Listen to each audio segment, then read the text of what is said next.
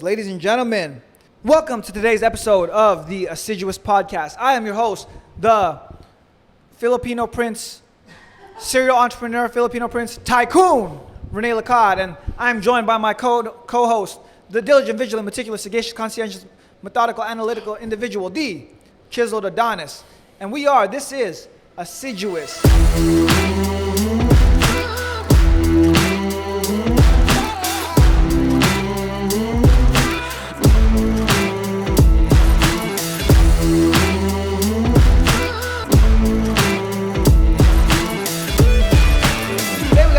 Want to talk about first we got to announce the winner of the $30 Amazon gift card, because a number of you guys made sure to watch until the end of the episode, and we did say we were going to announce it last episode, but I figured it was only right that we are in person to announce the winner. So right now we're going to put in the wheel of names, and the drum roll will be ready for the winner. And congratulations to insert. David, this is your job. You got to insert it here. Okay. Igmatic J, you are the winner of the $30 Amazon Igmatic gift card. J, you just took all of our earnings from doing this podcast for a year. It took us a year to make this $30 for you. Absolutely. Absolutely. You can't say we don't give back to the people. So it was only right that we took the moment to acknowledge you. We'll put our ones in the air for you. You are indeed the winner of the Amazon gift card, man. But now that we have that out the way, congratulations to you and everybody else who participated. The very next giveaway, perhaps it can be you. So stay locked in, stay tuned. Tell a friend, to tell a friend, to tell a friend. Not only to like, comment, and subscribe, but also share the content as well. But how's life been? Has life been? It's been an interesting. We're in the full swing now. We're in June. I missed you guys, man. I missed you guys. Yeah, it's Pride Month, so I'm not gonna say no homo. Oh Lord, it's also Men's Health Month as well. But it's been a very interesting May. Missed you guys, dude. Lots of things happened. So Drake dropped a fucking Hey There Delilah remix. I'm on your block like where you at? These inside like Carson. My kicks are wet from trapping in the rain. Oh jeez, trash, bro. Trash, Dog, terrible. That's wild. Homie he beefed with him so hard he dropped a Hey There Delilah remix. It's terrible. I listened to it on the plane ride over. Oh my God, it's like ear vomit. It's not good. But like, what compels you to do that? If a dude's dissing you, calling you a pedophile, Defeat. Yeah, but you're just gonna drop a Hey There Delilah remix? Defeat. He's gone to a different genre. He might as well have just go into a whole different. Because I think it's supposed to. I saw in comments they were saying, well, people outside of Toronto is not really going to understand it. I don't think we want to understand it. He's lost. It's over. Kendrick has won. Bro. Kendrick has won. He's put him in. He's put him inside of the. He's called the coroner. He's put him in, whether it be mahogany, white, black, whatever color casket that Drake needs to be put into, because he just got defeated. That's an L on him. I don't think he's gonna recover. It's over. R.I.P. It's over. It's over. And that's your guy. That is my guy. Well, no, I'm from LA. Like I said, I like Kendrick, so I don't mind. But yeah, fair enough. Yeah. But it's like I hate to see you go down like that. Mm-hmm. Like you going out sad. You could have gone out in a blaze of glory. You could have just barred him up, done everything possible to like win. But instead, you're like, let me just drop a Hey There Delilah remix. Yeah. He got Ja ruled. Yeah, he got Ja ruled. It was a bad situation. Yeah. So I don't know. Man took an L. Took an L. But talking about taking L's, they canceled, or I don't know if they canceled it, but Mike Tyson, Jake Paul is no longer happening. Yeah, I did see that, because Mike Tyson had an incident. His ulcer was flaring up, and they had a video that had gone viral where he was in a wheelchair, I think when he was returning from the airport, and looked crazy. And I, for one, I've said this before regarding Jake Paul, I hate the fact that he keeps fighting these elderly individuals. Dog, I don't know what it is. You're fighting a guy with ulcers. Why? I understand it's Mike Tyson. Nah, it's not Mike Tyson no more. Let's kind of flip it. It's not Mike Tyson no more. It's Michael Tyson or whatever his. So LeBron's 60 years old. I get a chance to play him one-on-one in basketball. Why use LeBron? Use Jordan. He's 60. Oh, yeah, Jordan. Yeah, Michael Jordan will still whoop my ass in basketball. It doesn't matter. He's 60 years old. You would think well, it's a little bit different because you're not a basketball player. Jake wants to be, like, you don't go, you can't be, you're Fair. not somebody who says, hey, I can be in the NBA. So it would be the equivalent of like Jake believes he can be a world champion boxer. It would be the equivalent of like a college, like a D1 college athlete. Or somebody who's playing like LeBron's son, like pro overseas. LeBron's son right. Because MJ he fits into the criteria. And he's 60 years old. Okay, fair. Right. Valid. Right, because if you're in the prime of your life and this is what you do and you claim you do, why do you keep fighting these other people? So who do you got? If MJ were to play LeBron's son, Bronny, and he's 60 years old right now, they would play a one-on-one game to like 21. Who you got? I would have to, I'd go Bronny. I would have to say you would Bronny take would over win. MJ. Because the reason why I say he would get it over MJ is MJ at 60 is not the same MJ when he was 35 All right, winning valid. the championships. Because people will bring up when MJ was in Washington, he still was good. He averaged 20. Had he never gotten hurt, he probably would have taken Washington to the playoffs because I think they were the number 4 or 5 seed because I vividly remember in 2002. But overall, the reason why I'd go Bronny is Bronny's in his prime, although he did have the heart condition and everything of that nature. But there's almost no reason why MJ should be able to keep up with him. Even if you play the half-court game, the longer the game goes, MJ is 60. You may be the greatest of all time. You're no longer the greatest of all time right now at your age. That's not the case. Fair. It's like if Kareem Abdul-Jabbar is pushing 80. Yeah. You put him on the court, it's like, oh, man, that's Kareem Abdul-Jabbar. But we're thinking back when he was in his heyday. He's not that anymore. So that's why, despite how much vicious, videos they put out of Mike Tyson training, it doesn't move anything for me. Like when he fought against Roy Jones Jr., he was throwing some bombs. Roy Jones didn't go down, and Roy Jones didn't scrub either. But I think that fight they had like a no knockout. Yeah, they had no. I think they were both kind of trying to go for it, but it was an exhibition, so they ultimately would have never been a winner. Right. But I think they were actively trying to see if they could knock each other out. Because if there was almost a no knockout, I don't think Roy Jones would have been doing his natural style. But that's how he fights, so it varies. Fair. It varies. Yeah, man. I don't know. It's like, I wanted to see it because I wanted to see Mike Tyson do Mike Tyson things, but you're right. It is not really like a actual thing. Because it's like when because Jake fought against Anderson Silva as well. And before Silva broke his leg. But to be fair, though, Anderson Silva he's still relatively young. He's like 44, No. 45. He might be in his later 40s now. I think. I'm pretty sure Anderson Silva's like 45 years old. Yeah, but Tyson's got well over 10 years over him anyway. But with Silva, he's far out of his prime at this. Like he's fresh out the laundromat. That brother's washed. So he's not in a situation where. Oh, he's 49. So he's pushing. I think Tyson's 58 or 59. So they're around. They're still pushing. He's pushing towards senior citizen. Yeah, he's 57. Well, there it is. Yeah, so one's a senior citizen, one's on his way. But doesn't make sense. With Jake, my biggest problem is like, you have an equivalent that is around your age who you can just go and box. Nah, but the thing is, it's the money thing. That's a problem. Why? Like, who am I going to box? That's my equivalent. That's my age. Who can pull? Because Jake is because he already fought him and he lost. Yeah, but Tommy Fury wouldn't give that rematch Tommy either. Fury doesn't want. He doesn't want a rematch because you knew that was going to happen. I thought Jake got robbed with that fight because he dropped him. Tommy didn't drop. Jake dropped Tommy, and it was like arguable that like, hey, but politics went into play. It's just one of those things. Yeah, but it would go into how much does the knockdown influence the entirety of the fight? From a point scoring system, it's an automatic 10-8 round. Yeah, it should be a 10-8 round, right? At least a 10-8 round, and it was right? 8 rounds, so you already won 25% of the fight technically, right there, and then all the other ones were really like split down the middle. So it was like, it was a 5-round fight, right? No, it was an 8-round fight. It was an 8-round split decision. So like one judge had it going towards Jake. So it was because really, at that time when he got the knockdown, it was at like round 6. Yeah. Round 6, I think they were relatively close. But Tommy kind of was. It depends on how you had it judged up until that point. But yeah, I'm right there with you. But I did believe that Tommy should have got it on the split decision. But I would have understood if they had given it to Jake. But I was like, hey, I think Tommy got on the split. So it was 50-50. But I knew whoever won the fight, there would be no rematch because there's too much like talking shit going into it. He wants a big fight. He wants to make big fights. Right. He has no one to fight. Yeah, because And it's the same thing that happened with Logan, because Logan at least doesn't try to parade himself as if he's a legitimate boxer. Because when he went against Floyd, Floyd kept him in the fight. Yeah. I don't think Floyd kept him in the fight. I think Logan just kept hugging. No, he did, but in the fourth round, there was a moment where he should have went to sleep.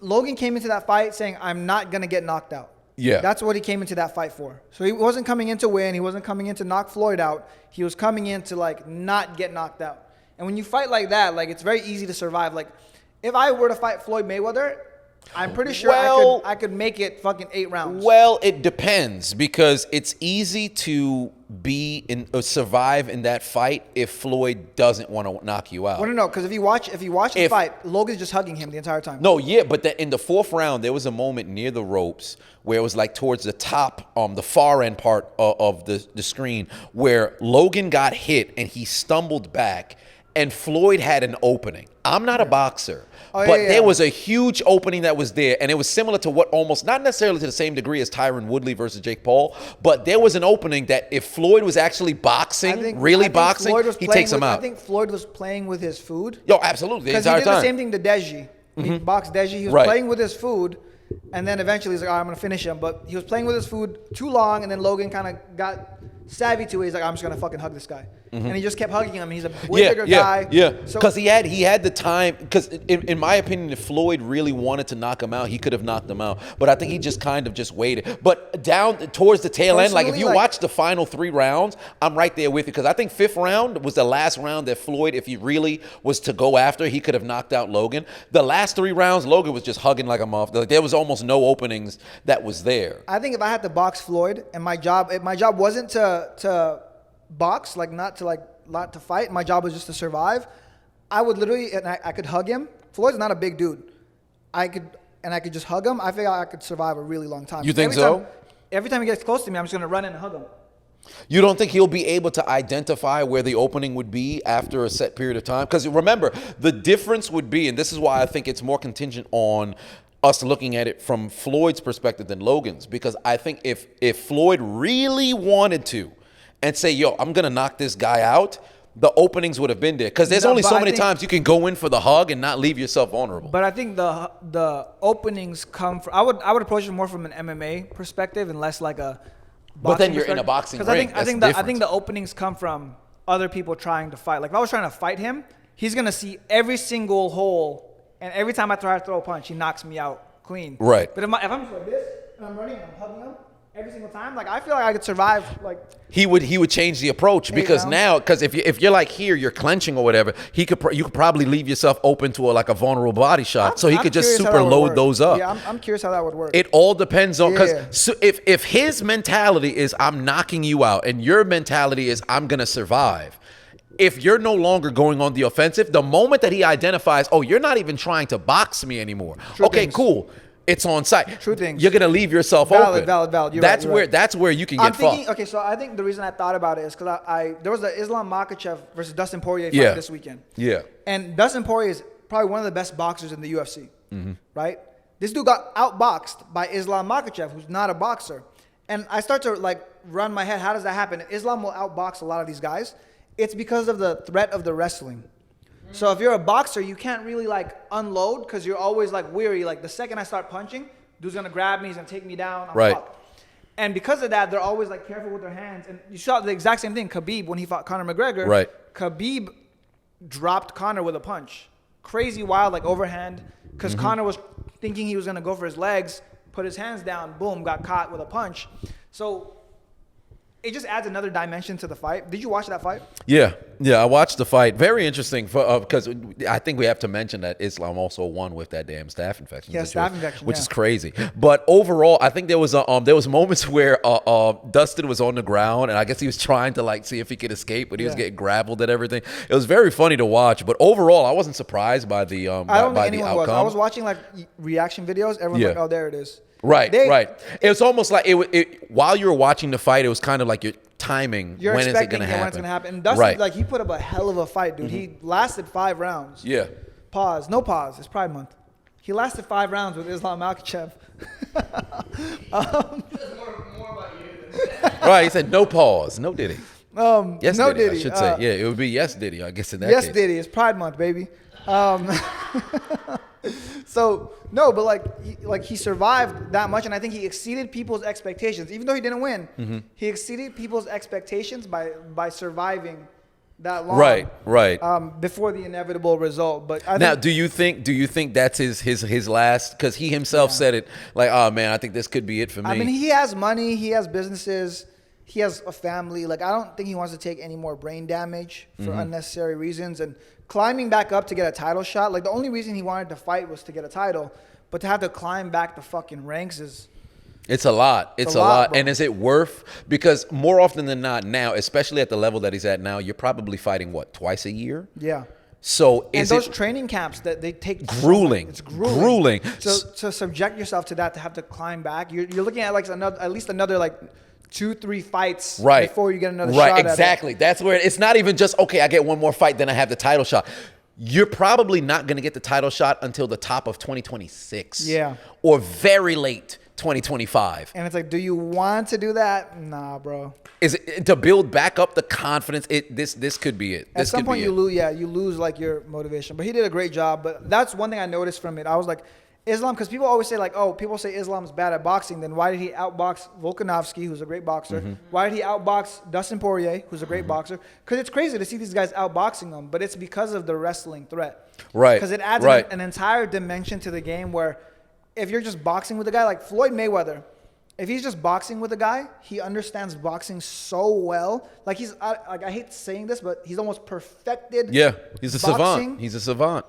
To the point that like, you're right. Like, even if I was grabbing him, he's eventually going to anticipate the grab and fuck with it. But once you add the layer of like, hey, I'm going to take you down now, that boxing goes out the window because now you're worried about a whole other thing and you can't box the way you want to box.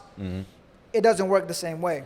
You know? That's when you start getting pieced up by these other guys. And that's the beauty of MMA, because there's so many different styles. Yeah. It's why I couldn't survive in freaking Brazilian Jiu-Jitsu. Like it's one of the things. You stopped doing it? Bro, I went to a couple more of the classes. It's so weird. I guess because my body's not accustomed to that kind of movement. Yeah. It would take so much time because I don't have an issue doing difficult things. Right. I'm not against it, but I would prefer more with the boxing because at least with the range of motion with boxing and kickboxing. It's explosive. It's explosive and it feels much more natural because there was only certain things within that realm that was different to like the football background, because football I'm more leaning here. It's less explosive. It's right, more flowy. Right, and because that's the case, and I'm so accustomed to stop, start. Yeah. My body, like even when I'm doing rolls, when I was doing rolls, I felt like my brain was bouncing all over my head. Right. And I'm trying to get my faculties together while going from one spot to another. I'm like, if I did this when I was younger, I think I'd have been okay. But now that I'm older, it's difficult for me. I'm Jiu-jitsu is one of struggling. those things where it's like the only time you explode in jiu-jitsu, pause. No pause. Pride Month, baby. The only time you explode in jiu-jitsu. When you're on bottom? No, the only time you explode in jiu-jitsu is literally when you're taking someone down. But the second you get tangled up is just a game of like flowing until eventually you find a place and you're like, oh, there it is, boom. Right. It's an interesting art form. Don't get me wrong. Yeah, it's definitely an interesting art form. That's a great way to put it. But man, it's one of those things where man, this is not my strong suit. Like I want to. My ego wants to say keep training till you can get much better at that. I just feel like I'm better at the other ones. Yeah. But I'll have to take up Taekwondo at one point. Maybe I'll even try to Shotokan karate to where you're well versed in. Kickboxing is all right as well. There's some elements in there that for like my speed from punch into a kick is terrible. Like I can't seem to go right into an exchange into a damn kick. Like it feels so telegraphed. Right. But I think it's just a matter of over time you're able to build that up. Flowing into the punches too. It's like it's the same thing as flowing, like flowing with jiu-jitsu, but you're flowing into the punches and it's explode, flow, and like things will work their way into each other. I'll show you some really cool stuff. I have like awesome combination videos that I'm like, that's so beautiful and it flows so well together that it's like perfect. But yeah, man, it's a fun art form. I love that stuff. And from my experience, when I've tried jiu-jitsu, like I know a little bit. So whenever I go to the gym, we'll do jiu-jitsu just to fuck around. I'm not good either. Yeah. It's a completely different art form. It's not necessarily my strong suit either, but I love kickboxing. I love striking. It's really fun. I think if I had something to really work toward, like if I was chasing after something, maybe that can get me there. But then just with the hustle and bustle of life, it's just in a spot where it's like, all right, I don't know if I don't want to say the time, because knowing how I am, I'm obsessive about that kind of stuff. So now that would almost become like that. This is what I have to do today. Yeah. So every single day, I've always said since I was a kid, I've wanted to go like to Japan or something for just a year. I do nothing but train. That's the only reason why I'm there. Like, it's like Why some Japan? Dragon Ball That's Z kinda kind of racist. stuff. Oh, because of the dojos and everything of that nature. It has to be there. It has to be there. The dojo. Has to You be know there. there's There's dojos here. There's literally dojos here. Yo, we literally But I have wanna the go best there. dojos here. I Japan is not good. I don't know why. What's crazy, right? People always think Asians like, oh, martial artists. There's no Asian UFC champions. It's crazy that there's no Asian UFC champions. There was there one? Zhang a Wei couple Li, of- she's a girl. Oh, well, there it is. She's a girl. He never got the belt. No. Shit. Well, what do you There's know? no Asian. There's no Asian. Yeah. So people are like, oh, Asians martial arts. I'm like, I think it's because of It's also because- the isolation as well. no, it's because of the athleticism. So you don't really see like Asians that are like crazy freak athletes. Oh, no, not for that regarding champion. I was gonna yeah. say with like if I were to go to like I'm going across the world, Oh, to be and I'm isolated in aware, Asia, yeah. I'm away from it. Like I'm completely off the grid. Yeah. Nobody, because I think if I were to go, all right, find a good dojo, whether it be in Miami, maybe go out to New Jersey, find one in New York, go to somewhere else, maybe on the West Coast. I'm still within the proximity of the country. If I'm elsewhere, like you can't find me. I'm out of here. That's kind of what I had in mind. Yeah. No, but yeah, Asia, surprisingly, martial arts scene, you don't have a lot of like champions. You have Rod Tang, who's won championship. He's a kickboxing champion, but he's a tiny guy. You don't really have big like. You don't Oh have a yeah, John yeah, like Jones. big like killers and stuff like that. Because I you don't know have, like a John in Jones, Islam Makhachev. one like, you don't have those. championship boxing, or is it MMA? I know. I think one And championship even is then, MMA. even with Rod but Tang in MMA, yeah, Mighty Mouse is the fucking champion. It's a black guy, so it's not even Asian. yeah. Like, he's just the kickboxing guy. yeah. There was one dude who had like an iron jaw. His name started with like a P or something. I forget how it's pronounced. P. No, it was like his last name started with like a P. I forget. Lee. I forget. I did a number of videos on this man. Like he's got a crazy goddamn jaw. And there's also a Japanese guy. They call him the monster. Inoue. Yeah, Inoue. Yeah, that dude is dude a has terror. fucking hands. That dude is a fucking So terror. that's what I mean. Those guys are tiny Yeah, guys. but they're smaller. They're much like smaller. 122 is what he fights at. Right. And like they said, yo, would you fight? Like Tank was like, would you fight this guy? He's like, yo, he doesn't want that. Like Tank's way bigger than that guy. And with the way Tank hits, he fucking puts people out. Right. So- Yeah, so it'd be very interesting. Conor But McGregor, Michael Chandler. it's off too. Yeah, it's alleged that it's gonna be This guy be done. trips me out because Conor McGregor, I think Conor McGregor wins, and I know Michael Chandler, love Michael Chandler, we're cool, but just looking at the styles, Chandler's like really aggressive, like he's a berserker, whereas McGregor's like a sniper. And Very calculated. If you charge a McGregor like Chandler does, you make mistakes, you get caught, and Conor puts people out. So, but Well, he did put people out. As of late, not so much. Conor's interesting because like, did you see the video of him? Like, it was like a video of Michael Chandler training. He's like going super hard in the gym, Yep. and then Conor Connor's McGregor in the training. fucking club He's in the doing- club like, I'm like, bro. He's no longer a fighter. He's a businessman, entertainer. Yeah. He's no longer a fighter. But yeah, so they canceled the press conference. They deleted all of the videos of like him training. Or, I'm sorry, his free fight, the promotional material. It's all gone. So the fight's in jeopardy or something. Like something is going on. And you know what sucks? I was gonna go to that fight because I'm gonna be in Vegas when UFC Yeah. 303 is gonna be going down. I was gonna go to the fight too, Damn, but man. it's about to be pain because a piece of me feels like this is it. This was his last opportunity, in my opinion, to ever make a return because he still has the allure to where it hasn't been that far away since like we 2 last years, saw him. yeah. It's only been like 2 years. If another year go, I think it's going to be a level of irrelevancy that exists at least in the fight game because the last time that we really saw Conor go in the ring and take somebody out has been, what, 4 years? Yeah. So how long can you stay away to where people are going to care, especially if you said a few years back, hey, I'm coming back, and then you cancel it. Now you Well, finally say, I'm coming back, I then think you he'll cancel stay it. relevant honestly, for as long as possible, just because he's famous. So Right, he'll right. stay relevant for as long as possible. Same thing as Mayweather. Like Mayweather. Yeah, but does it'll these become more of an exhibitions. an attraction. It'll be more like exhibition kind of Conor Right, rather right, than right. actual competitive, because it's like time will pass you by. I Yeah, think like, ultimately. I mean, he's not even in the top 10 for lightweights anymore. So Right, like, he's right, not right. in that list. Right. He wants to make a resurgence, but bro, he can get any fight he wants because of the money that comes with it. Everyone wants to fucking fight him because they're gonna get a fucking bag. I wouldn't be Red- surprised if we red see panty night. Jake Paul versus Conor McGregor. Red panty night. I mean, Jake Paul would probably be the only one that brings in, where it's like they're both equally bringing in, but everyone else, like, they fight Conor, it's red panty night for them. Like, they get fucking paid, bro. Get the red panties. Yeah, What's so that, the red panties? I love Conor McGregor, yo. Also, we're gonna take a quick break. Can we try and push you for?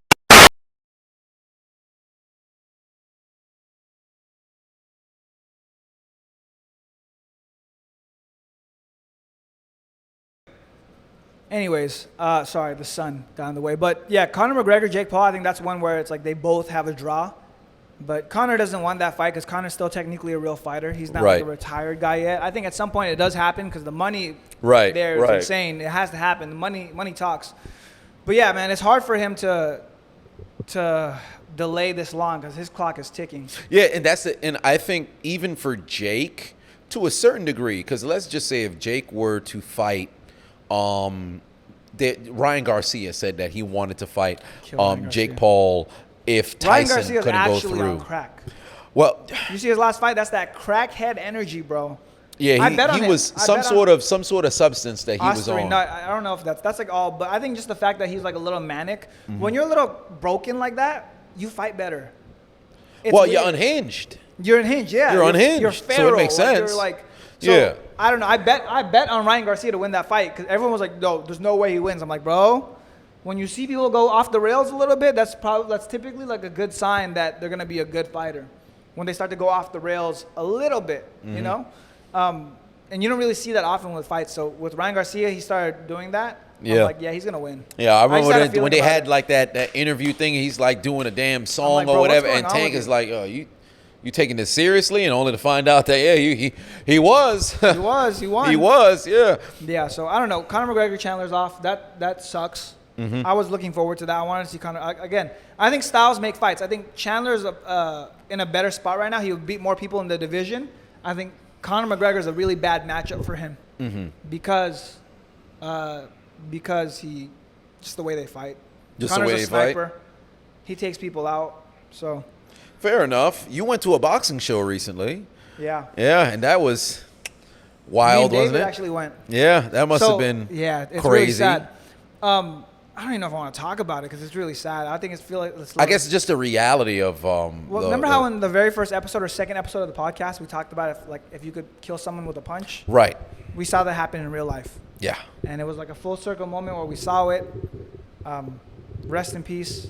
But man, fighting is scary, bro. Fighting is a scary thing. People don't realize like every time you go out to fight, you're putting your life on the line. Gladiators, Actually. bro. They're gladiators, bro. Because I think we look at it from an entertainment perspective in sports across the board, so much so that we never really take into account that people's lives are literally on the line. I think people also have never been punched, so they Right. don't know how hard.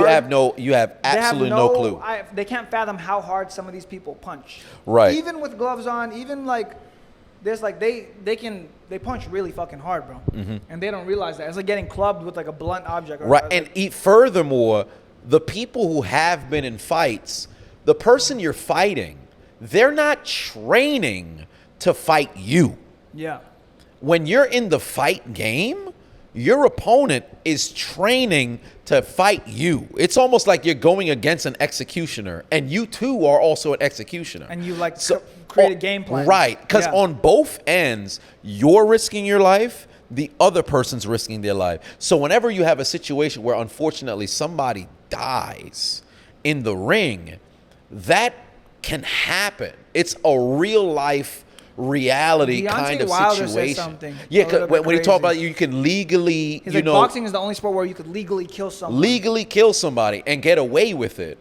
And because there's a lot of different sports where death can happen, but that's not what the intention is. But let's really think about like what a knockout artist is. I'm trying to lay you out unconscious. There's a possibility you might not get back up. I mean, do you see Deontay Wilder? He just got knocked out. Yeah, he just got knocked out. Yeah. Justin Gaethje says that he goes into fights not planning on the next day. Like he doesn't plan on coming out of that ring. Right. You have to. I remember when Adesanya had him where he was talking to himself, standing like when he didn't go back and sit down, he just stand like, yeah, I'm prepared to die.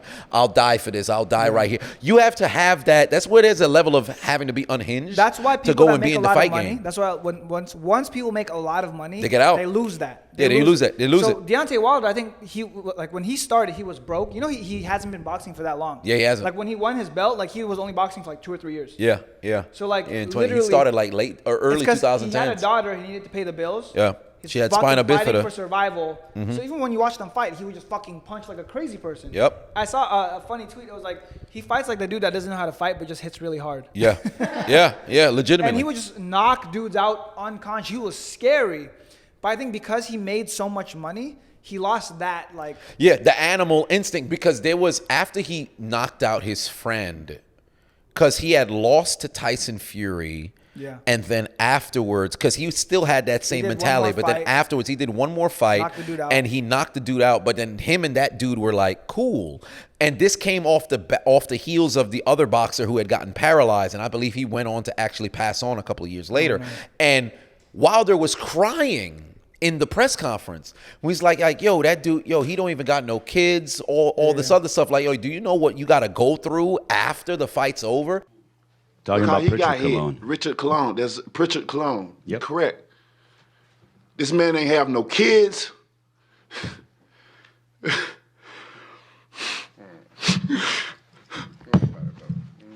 they don't understand, man. Y'all don't fucking understand what we go through, man. Because for the viewer, you see the walkout. You'll maybe see some training videos here and there, but you have no clue what the aftermath is really like. Right. Because social media and the video, it only shows you what they want you to see. Yeah. If you were to actually follow around a fighter after a fight, they're beat up. Follow an athlete after a game, a match, whatever it may be, they're fucked up. Yeah. And because you don't see it, it's out of sight, out of mind. So the risk versus the reward, if you're somebody who's not getting paid, I think Kevin Holland was talking about it a few years back. He's like, yo, I don't even have no money like that. Like you literally, you're fighting to live and survive. And until you make it to that point to where now you have an exit, it's almost like a business. Yeah. Until you make it to the point to where you have an exit, you got to stay in the game. And some people never make it that far. And some people never make it. Because I think oftentimes in life, people, they never think, it could be them. Yeah. Everybody thinks there's a light at the end of the rainbow. Everybody thinks, oh man, I'm going to make it to the finish line. Sometimes you don't. Sometimes you'll be in the rat race for quite some time. Yeah. And you'll be fighting and fighting and fighting and fighting and fighting and fighting and fighting, and you'll never make it to that big payoff. How many times do you see fighters who've been fighting maybe like 15, 20 some fights, they're still 500? Well, what's gotten popular now, what's gotten popular now, honestly, is fucking, you make more money being an influencer boxer than you do an actual boxer. Right. Because the money follows the attention. So it's like, you can make more money just being starting it. Like if you were to start a boxing career, you would get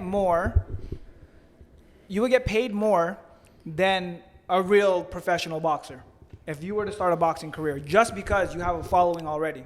Right. You know? And not only because there's so many different avenues that I could take, because for one, I could be a boxer who, for one, I have an audience. Secondly, I already make content around it. So let's just say if I get knocked out or I knock somebody out, that's still a video for me. It's like people want to see what I have to say about that said knockout. Now, if I'm actually winning fights, I can get into a point where people want to see me not only win, but what I'll have to say about the win. Or if I lose, you want to see me lose to see what I have to say about the lose, to see if I become humbled or whatever. And it goes back to way back when we talked about branding, how important that is. So many fighters don't understand that. They're just in it for the game. They don't recognize if you actually build a brand around yourself, you can get out so much sooner and actually make more money. The first person that genuinely do that, like on purpose was Mayweather. Yeah, Mayweather. Like he would- branded himself Right. as Money Mayweather. Right. When he he left from built- Pretty Boy Floyd, and I think it was his fight against Hatton when he switched it. And he built like a, hey, I'm the money guy, and he, like, I'm lavish. I spend a lot of money on bullshit. Like he built that personality, and he curated Right. that very well. The dude you love to hate. And that became like a thing. So now when you look at it, people try to do. I see a bunch of UFC fighters that just talk shit meaninglessly, and I'm like, we see what you're trying to do. We see through it. It's not entertaining. Right. Right? Like you have to be yourself almost. Mm-hmm. Like Conor McGregor was the first one to do it in the UFC. When you watch Conor McGregor shit talk, it's like top tier, like Right. beautiful, fucking amazing shit. Because that's talk. really who he is. And what's wild is he's kind of like a weirdo like that. Right. Like even the content he posts is just like, what are you doing, bro? You're crazy. But there was one, I watched it. I got chills watching his shit talk. And I'm like, this is wild. He was fighting Jose Aldo for his first belt. Yeah. Yeah. That Right, was an right. iconic fucking press conference. He goes to the press conference with headphones on, with glasses on, kicks his feet up on the table, super nonchalant, ignoring everyone. And then when they ask him to speak, he goes, he's not on my level. He's like, if this was back in the day, I would ride into his favela. I was like, oh, I'm Irish. My name means like warrior. If this was back in the day, I would ride into your favela on horseback and kill everyone that was unfit to work. But this is today. So instead, I'm gonna kill you in that cage. He said something like that. I was like, bruh. It's like when it wild, reminded like- me, and I remember that exact moment because that's what made Conor. It reminded me so much of Tyson when he was like, he's the emperor. I'm Alexander. You're no Alexander. Yeah. The entire, and it sounds like an actual conqueror. It's not just Exactly. Like, to you, it's entertainment, and this is the fight sport. To me, it's survival. So, and I think there's certain guys like Tyson and McGregor, they didn't do it on purpose. Right. They're not like, oh, this is what I'm gonna say when I go out there. Like they're naturally just Right. like a little. They're like, wired that way. They're as wired that way. characters. So like you'll see them like when you watch. I watched the Roadhouse movie with the Jake Gyllenhaal with Conor. He's just being Conor. I don't see him as acting. So like when I see this, those guys are not acting. That's just them. Like they're just saying whatever's coming to their mind, right? Right. Like, and then there's people like Floyd, Sean O'Malley. He's like more calculated. He's like, Yeah, I'm gonna do my yeah. hair pink and like. They're trying to put on a character. But there's Like certain guys that like just- Patty the Batty and stuff yeah. like that. Right. But there's certain guys that just naturally have it, and Conor's one of those guys, which is why it was so compelling. Like I love his shit talk. Or the other one where he goes into, when he gets his second belt, he goes, I've talked a lot of shit to everyone. Yeah, I've hurt I'd a like lot to of feelings. apologize. Absolutely nobody. So I'd like to take this time to apologize to absolutely fucking nobody. The double champ does what he wants, and everyone's like, woo! Yeah, everybody. It's getting sampled in songs, like Right. bro, it's like. It's a fucking work of art how this guy shit talks. Yeah, yeah. And one of the most beautiful press conferences I've ever seen, like it bring a tear. I think people always put in like compilations of music videos when he had a quote when he talked about he's gonna do this so that his mom won't have to do anything. He'll be able to get his his girl and children a house. He'll be able to drive around. He'll get his girl a car for every day of the week and all the other stuff. And then 4 years later, the interviewer comes, or I should say, it was a fan who they had like the open questions to where they could go up there, and he read out Conor's speech to him years later, and you could see Conor getting choked up, but having to stay in character, and that's what success really is, because he accomplished everything he set out. But it was at that same moment, I think, that died. Well, because so- Marvin Hagler had said, it's very difficult to get up to run Yeah. at 5 a.m. in silk pajamas. I think- Conor made it. I think You don't need he's that a prime warrior no more. example of like a king, a conqueror that achieves like a great example of what's happening in the United States. You go through a struggle of hard times, you make it through, and the second you make it through, same thing that happened to Deontay Wilder. The second you make it through and you're living lavish, that like, I need to do this for survival goes away, Distractions. and you lose. Yeah, it's distractions. Distractions. Yeah. Because Conor led into it. Because his downfall, I think if he should have never fought Mayweather. Although Mayweather had he not fought Mayweather, I don't think he would have elevated to where he's at now. That was because like a that took him one-of-a-kind so fight. commercial. That was a one-of-a-kind It fight. took him so commercial and everything. But They did a after press tour. right, And they were great shit He talkers was both ways. killing it on the press tour Yeah. too. Like legit, if you go back and if you didn't watch the fight and you just watched the press tour, media, everything, you'd be like, yo, Conor is freaking destroying me. Because Mayweather didn't need to say too much because he truly was the 1A. Yeah. Conor was arguably at best 1B, but he was really 2 Yeah. to Mayweather's 1. And I remember Mayweather had said, I'm the A side, you're the B side. But everything that you saw Conor doing, it's what happened from Pretty Boy Floyd into Money Mayweather. Right. So it was very beautiful to watch. But then the downside was I think Conor got so mixed up with the allure of the superstardom, it took him away. And the craziest part, right? Like, even though he's not the best fighter anymore, the draw is still there. It's still there. It's Conor. Right. And like even when He's he a lost character. his last loss to Dustin Poirier, Yeah. there's quotables from that too. Like when he lost, the guy he broke his leg. He goes, Your your wife wife is is in me DMs. Like this fucking guy. Oh is my God. awesome. He's like, your wife is in me DMs. Bust out the red panties. After party, baby, Windy Club. I'm like, this fucking guy. Dude, he's a fucking character. He's a character. He doesn't try, like, you can't plan to get your leg broken and sit there and be like, your wife is in me. Like, it's crazy to. Because most people, and if you take the average person in that moment, they're probably, they're just screaming endlessly in that kind of situation. He's a maniac, bro. Like, but yeah. Something is broken in there and it just makes him. I saw that moment when he was like, your wife is in me DMs. Cop I thought out. it was like the villain's last fucking, he couldn't do anything. Couldn't Right. beat Dustin, so he's like, oh yeah, well, your fucking wife's in my DMs. But in that moment, I was like, oh, dude, It's how over. far are you fallen? Right, because it was at that very moment, I'm like, oh, it's done. Yeah, because that was the end you of his saw, career. I I think was like, after he took the L to Floyd, you could see he's going more in a different direction. Like the fight game is here.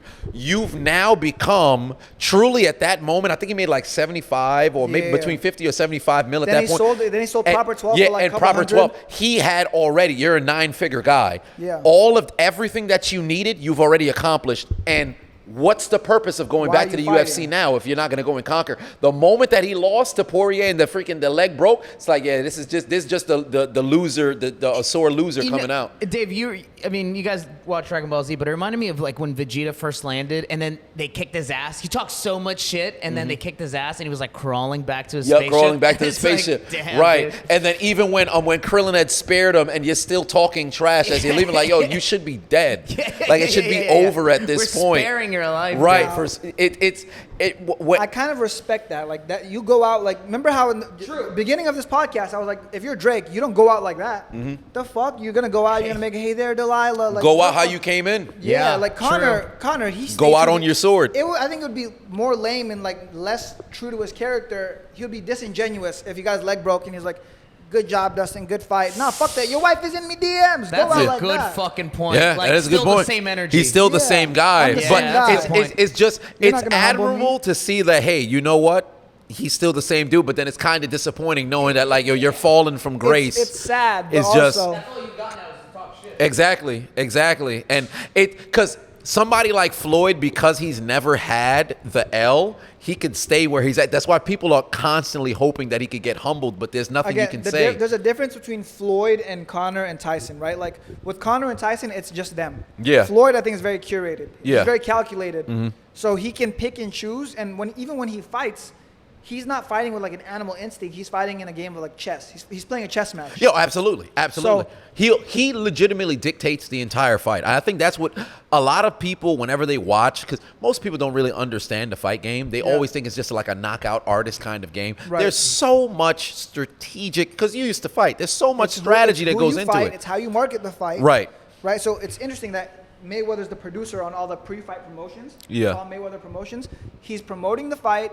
He's the fighter. He's the talent, and he's choosing his opponent. And he's like, it's all calculated. It's Yeah. all made by him. So he's done a very good job of doing it. Like in the UFC, you see it. Like Sean O'Malley's doing it. He's picking like his opponents very well. He's like being very calculated with his personality. He's not Right. like doing anything that's not him. So I don't know.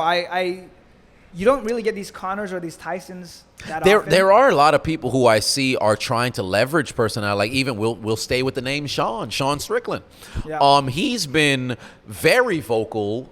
Whether it was before, maybe I think I haven't really heard him like that before he had gotten the title. Yeah. Because I've heard of him. That put him on another but level that put 'cause him it on gave a him a whole other platform. level because it gave him a platform.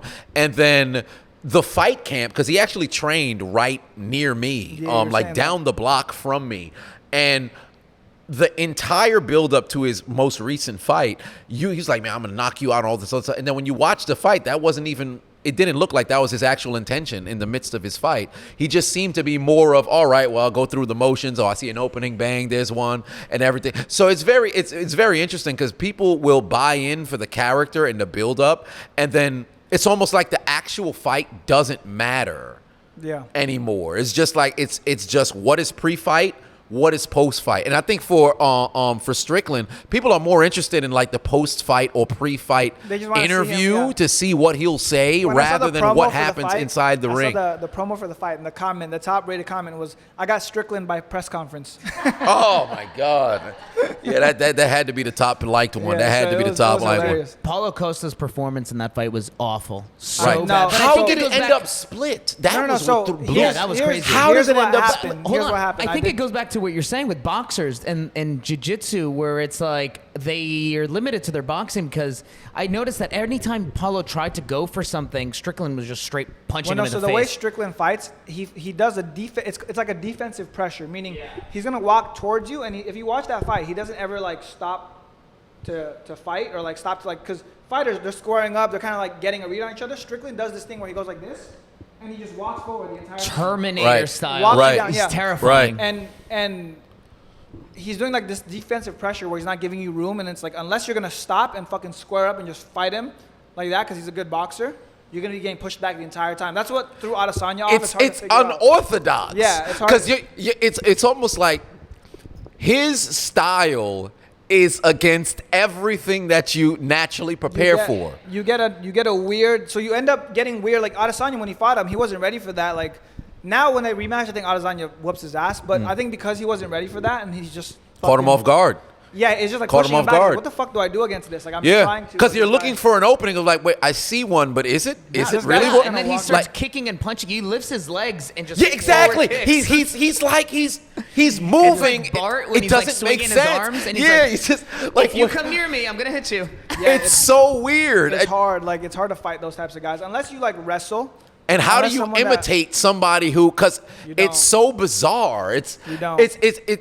Strickland fights like somebody who never read the controller manual and is button mashing. Button mashing. Like he's button mashing, but trying to be calculated when he's doing it.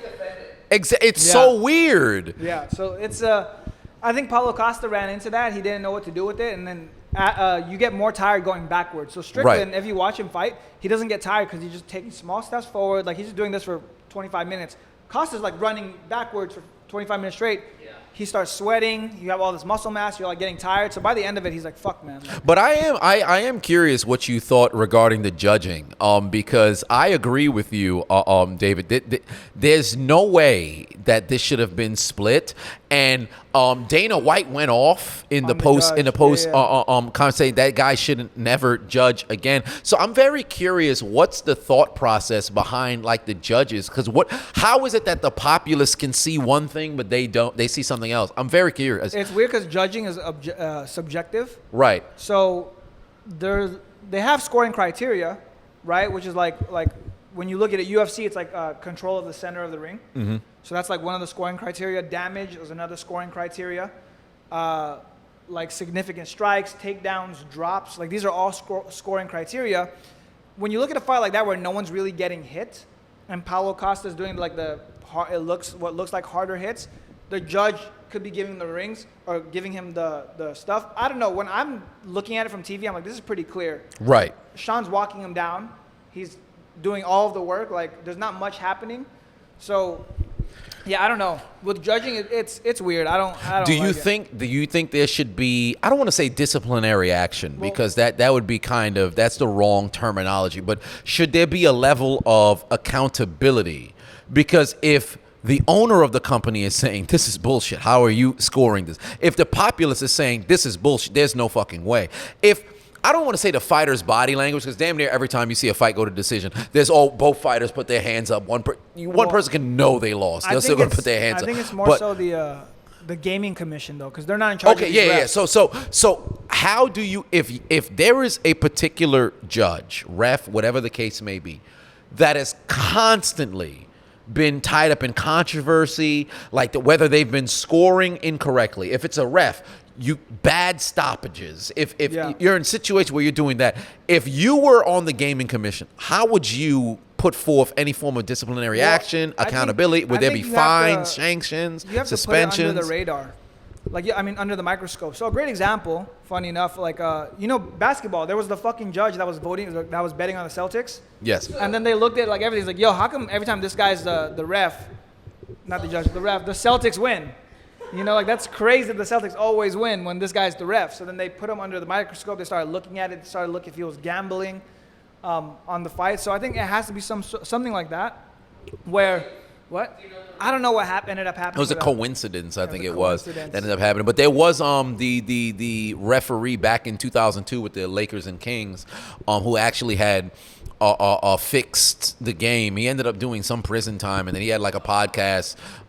Was it Dunleavy? No, Donahue. Donahue. I think with the judges, Tim Donahue. The way you fix it is like, let's say there's a scoring discrepancy with other judges. So you should get a baseline of like, hey, all the judges are giving this score for these fights, and you're the only one that's like way out there should be like a checks and balances, because I think if you had judges that are even not at that particular fight, so afterwards, like, oh, how did all the judges score this? Oh, well, we all did this, and just like that, you look at it like, you're the only whoa, one that's way off. Like, there's something wrong. Yeah, you gotta explain that. Like, what's going on? I Like, think maybe you or maybe they even give a mic to the judges, and they explain. Like, the judges have to do like post-fight, like, right. You also are in the hey, I voted this way because of this. That would be good. Would have I to think that explain because that if stuff. it's so anonymous to where it's like, you know who the judge is, the judge makes their judgment, Right. and that's it. Right. So we hear from the fighters, we hear from the owner, we can hear on social media from the fighters, or I should say from the fans, and then for the judges, we'll see you. We'll see you judging next time.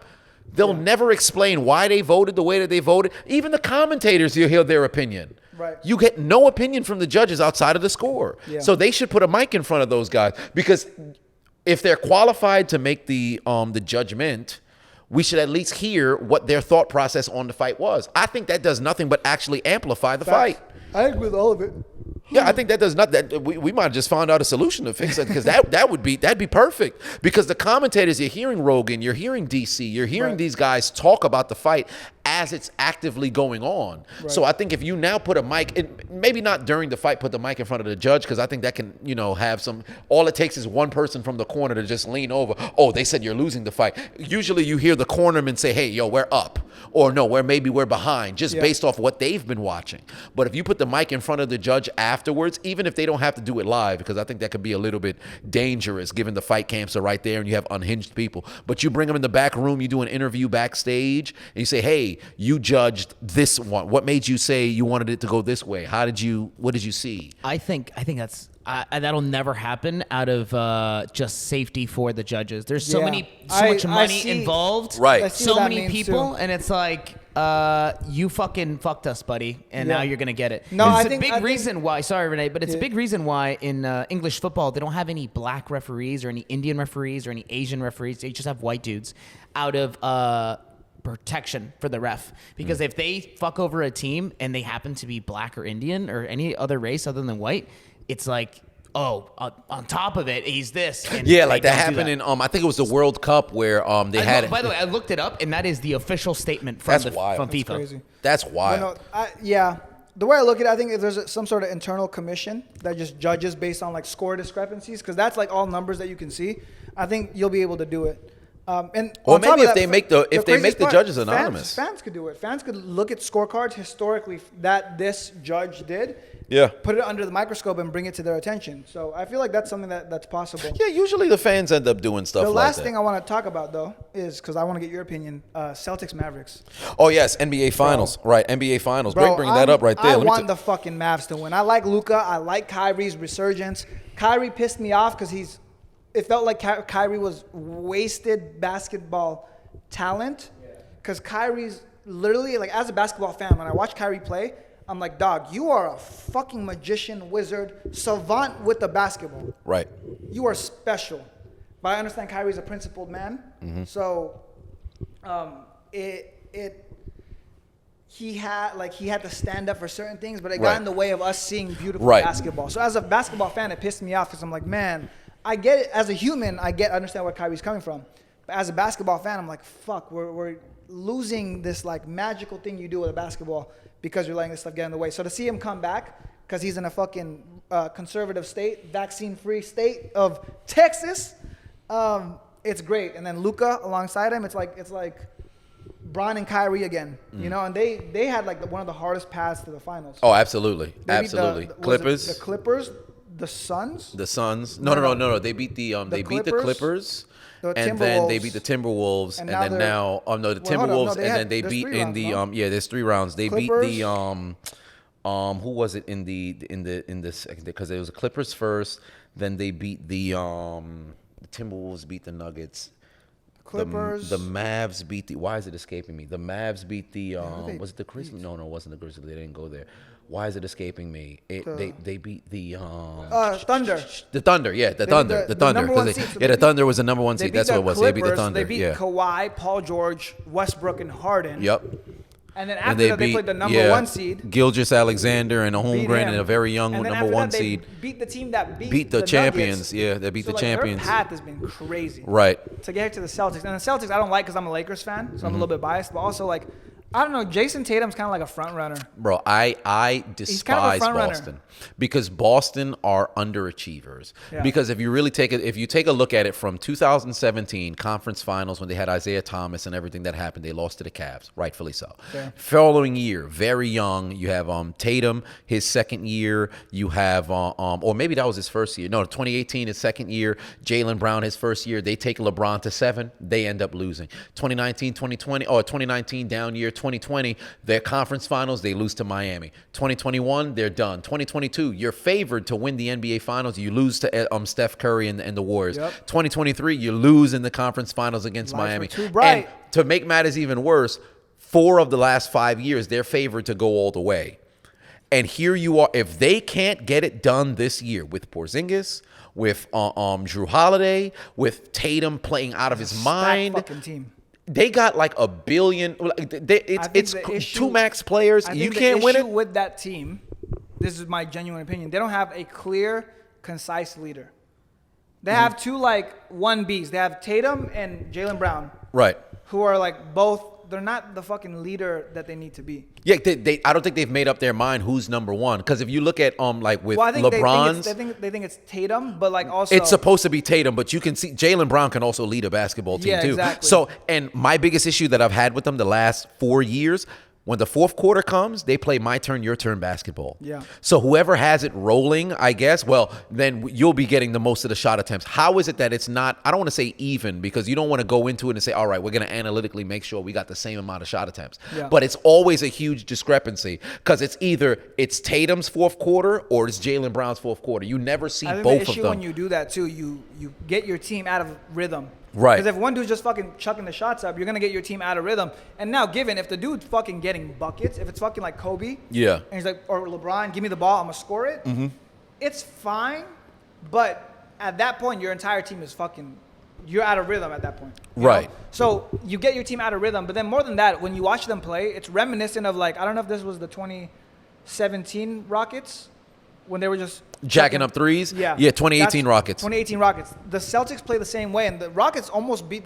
I think they should. They should have. The They Warriors. 27 missed threes that they had in that game 7. Ridiculous. They should have beat the Warriors, but it's just they live and die by the 3. Yep. And when you live and die by the 3, like that's why some days you just get fucking blown out. That's why with Boston, when they had lost in the first round to Miami, they hit 22 threes in game 1. Miami came back and hit 23 in game Yeah. 2. And Boston takes the most threes. They make the most threes. But I think it's stupid basketball Yeah. because it's so incredibly predictable. Like your entire philosophy is just chuck it up from behind the arc.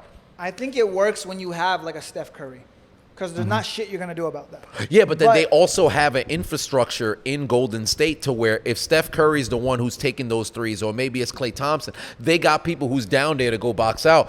Boston, on the other hand, Horford's out there at the three-point line when they're shooting threes. Porzingis is out there. Yeah, You're they're 7-3. gunning. They're You're gunning. shooting 3 points too. Cornette will come in. He'll stand in the corner and shoot gunning. threes too.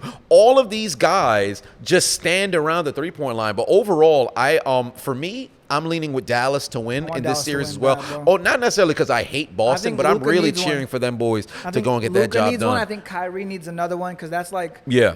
You know, I want Kyrie to get one. I think that cements his legacy. My wife actually our wives follow each other, Kyrie and my wife. Oh, really? My Oh. wife and my wife follow each other. So I think that's cool, too. Hopefully one day I get to meet Kyrie. That'd be sick. Maybe. I mean, hey, if they go and have themselves like a powwow or whatever, you can just Yeah, tell be your like- wife, like, hey, be like, listen, yo. let's get ourselves into Yeah, that just ecosystem. reply to her story and you be like, know? yo. Yeah, maybe you pull up to the rec center, you're playing ball or something, and Kyrie's like, yeah, let me come get some shots up.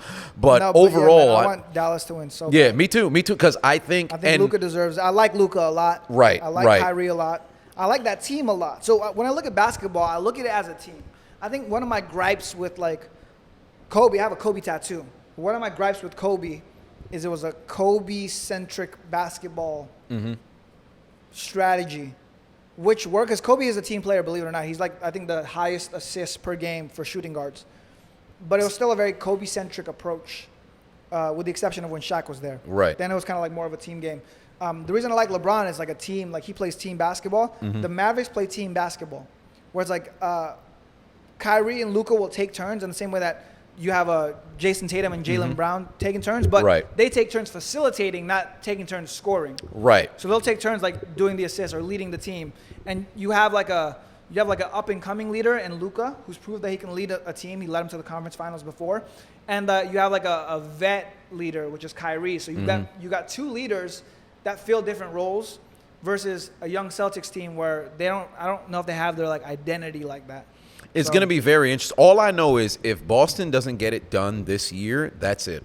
You have to blow the team up. You have to start moving to pieces. Because my thing is, this is by far, in my opinion, the best team that they've had Facts. with this tenure Facts. of players. However, if you can't get it done with the pieces that you have, because Porzingis will be healthy by Thursday, and they are healthier than the Mavs because Luka is banged up. But He's with playing that, a ridiculous right, amount he's of playing minutes. and a ridiculous amount of minutes too. And for whatever reason, they had the game in the bag in game six. Six was it? Wait, Was which it? Did they win it the series in 5 or 6? No, I think they won it in 5. 6. Yeah, in 5. In game 5, they were up by like at one point 30, 36, 30 something going into the fourth quarter. Luka still played a great deal of the fourth quarter. I think they just wanted to confirm. And he fell. Like he took a hard fall and everything of that nature. So the Mavs aren't as healthy or 100% because you're never going to be 100% this late in the season. Yeah. But if Boston can't win, there's no excuse. And There Boston's is path no was excuse. fucking walk in the Easy. park, bro. Everybody was hurt They in the play-in. Injured Knicks, injured Cavs, injured fucking Heat. Yup, everybody was hurt. Everybody was hurt. And here you are in this situation where you're going up against an up-and-coming They in got Dallas. two prime, Jaylen Brown and Jason Tatum. Yup, They got Drew Holiday, yup. who's a fucking Sensational beast. defender. You have Kristaps Porzingis, who's going to be healthy. He's gonna be Who healthy. finally fits in with a team. Yup, old man Horford. Derek White playing out of Darren his Horford, mind. You have a really good fucking team there. Yeah. Legitimately, if they can't get it done this year, it's Mavs a- in 6. Mavs in 6. Mavs in I 6. have the same prediction. I Mavs want in the 6. Mavs in 6 because I think these guys, their talent is a talented team, but I think the second they face a dog, Yup. Luka's a dog. If you watch like the little voice notes or the vocal recordings of him talking shit, Oh yeah, he's in your face. he's in your face. He's talking shit. He doesn't care. Mm-hmm. I think the second that they're confronted with dogs, and I think this is why Miami beat them last year or the year before that. Yeah. When they're confronted with dogs, they crumble under that pressure. They get afraid of it. Mm-hmm. And Matter of fact, I would argue. talent would only carry you so far. Mm-hmm. Like, I think the only person that actually is a dog on that team would be Marcus Smart, but they got rid of him, and then Drew Holiday. Right. Marcus Smart, I would argue, is more of a dog than Drew Holiday. Because Drew Holiday kind of adapts. If you put Drew Holiday on a team with dogs, he's going to be a dog. You put him on this team, I don't know if He's it's- always been that of a great defender. I Yeah, think he's but always not been a that dog. great He's of not a. like a Marcus Smart. He's not a Draymond Green. He's not Oh, like it depends. I can't. He's not a guy. I don't think he's a guy where you confront him. He's gonna fight back and there's Oh gonna be no, like- he doesn't need to. He So- lets his game do the Yeah, talking but I for think- him. I think His you need game some does the sort of talking that for mental, him. like, Like that an mental enforcer edge. kind of situation. You need not even an enforcer, but that mental edge. Like Jimmy Butler's not necessarily an enforcer, but he plays a mental game. Yeah, he does. when He he plays definitely a does. mental Okay. game. Well, I mean, because with Drew Holiday defensively, he He's maybe a good because guy. it's more overt. He's a good guy. He plays But hard yeah, defense. he is a good guy. He is a very good guy. Plays hard defense. Yeah, He's yeah, he not plays like hard defense. But I would, if for what a dog is considered, I think Drew Holiday fits that mold. I But know I what will you- like, say he for plays like a dog, but he's like an Alex Caruso. That's why I think Drew Holiday. Okay. Alex Caruso's a great defender Yeah, as well. yeah, and yeah. he hustles and he's a dog. Okay, I can see the comparison But because I he's think not like a- it's just that you don't see it because you don't expect like that. They're like, I guess. he's like a house dog versus like a rabid dog. Okay, like somebody who's foaming at the mouth. Yeah, like a 'cause Draymond Green. Yeah. Marcus Draymond's Smart like, was yeah, one you of know. those guys that's foaming at the mouth. Yeah, too. they're foaming at the I mouth. think you need that element to a team. Okay. And I think okay. that the Mavs have that more than the Celtics. And when they face that some people crumble under those circumstances. We'll see, because I know the Mavs, they're going to come out and they're going to be sharks. Yeah. And, you know, Mark Cuban, he's going to have them boys ready to come out the Shark Tank, and they're going to attack them. He don't But, even own that team no more. But hey, yeah, I know what listen, you mean. one way or another, he's around there. He was on the floor. He done lifted Yeah. up the trophy, too, and he's going to have an opportunity to do it for the second time in franchise history as they go to the NBA Finals for the third time. But we both agree, Mavs in 6. Let it Lock be known it in the in. comment section who you guys got coming out on top in this year's 2024 NBA Finals. But once again, there's been yet another episode of the Assiduous Podcast. I am your host. The diligent, vigilant, meticulous, sagacious, conscientious, analytical, methodical individual, the chiseled Adonis. Yes. And I am the serial entrepreneur, the Filipino prince, Tycoon. Tycoon! Tycoon. Tycoon! Renee Lacard. And this is Assiduous. Boy, I got it on the 50th time, man. Ba, ba, ba, ba.